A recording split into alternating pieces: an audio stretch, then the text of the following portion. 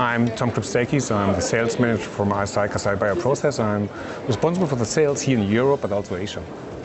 I'm Tristan Passeggiati, and I am an account manager, and I am responsible for the sales team in the US, North America East.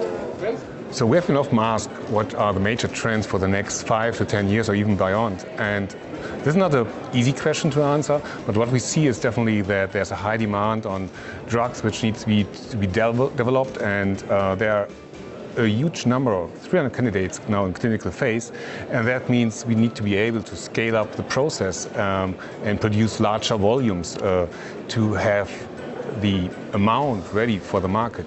On the other side, that means we should consider sustainability. And if you're asking from a manufacturer side, that means sustainability, which is a broad or wide range, but we're talking more about greenness, and that means waste reduction and recycling. And to get to this point, we need to improve technologies and the methods. There are a lot of methods and technology around, but they need to go hand in hand. So we're talking about liquid phase oligosynthesis, which means, for example, stirred bed reactor, membrane technologies. We can have enzymatic reactions, but also just thinking about the simple things. If we're looking at the production right now, we can also combine the unit operations. And this is also in the interest of the manufacturers and the customers about cost decrease and also to save footprints.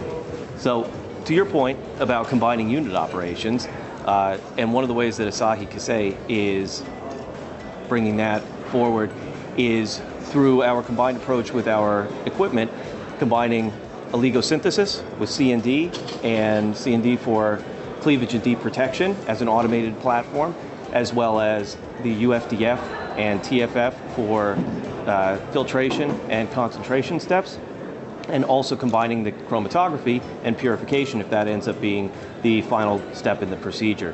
And by having automated platforms for each of these that flow together and that work together and that are designed together as a suite, we're able to minimize the footprint and really maximize what can be done for efficiency, for reduction of waste, as well as for production continuity.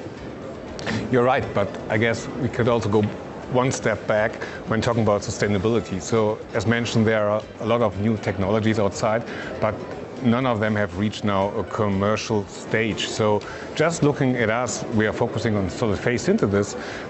We are trying to develop or help the customers to develop processes which are scalable.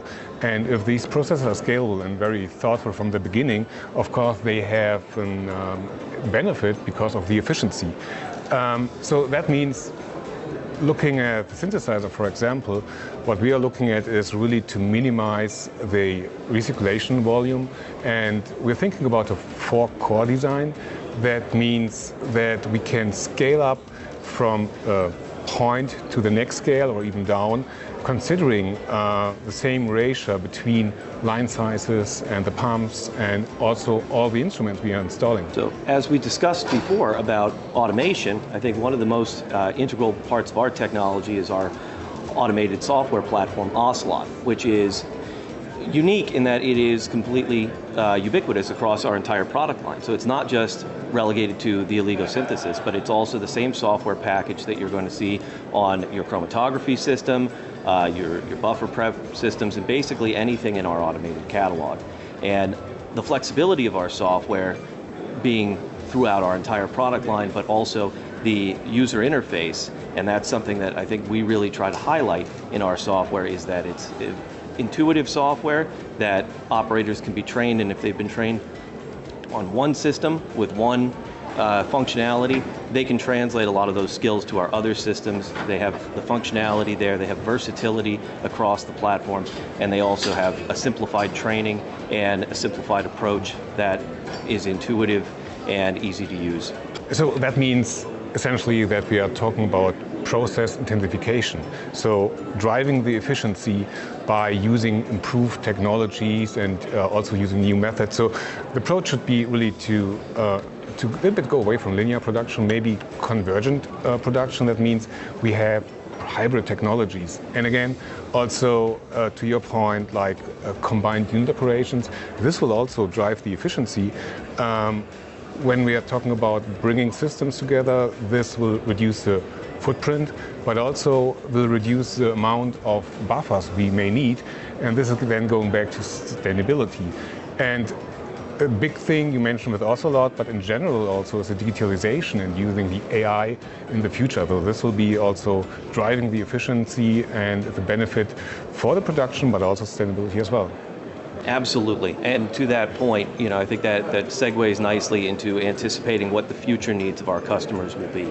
And you mentioned AI, but also, looking at how we've partnered with experts in the field, and experts not just in the field of process, but also in chemistry and engineering, to develop these solutions and co-develop them alongside throughout the industry.